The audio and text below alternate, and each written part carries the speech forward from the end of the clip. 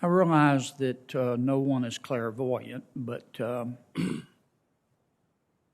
I think it's fair to say that the experts who have been advising you about the future rate of inflation have pretty much the same credibility as those late-night psychic hotlines you see on TV.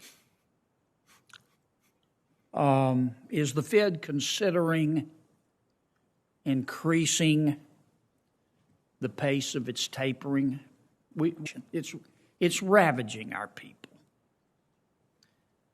So I think what we missed about inflation was we didn't predict the supply side problems, and those are highly unusual and very difficult, very nonlinear, and it's really hard to predict those things. But that's really what we missed, and that's why all of the professional forecasters had much lower inflation projections. You ask about the taper, and so yes, as I mentioned earlier, since the last meeting, we've seen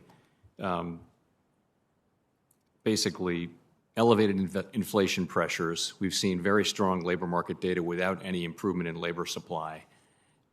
And we've seen strong spending data too. So, and remembering that every dollar of asset purchases does increase accommodation, we now look at an economy that's very strong and inflationary pressures that are high. And that means it's appropriate, I think, for us to discuss at our next meeting, which is in a couple weeks, whether it will be appropriate to wrap up our purchases a few months earlier, as I mentioned. All right. But in those 2 weeks, we're going to get more data and we're going to learn more about the new variant.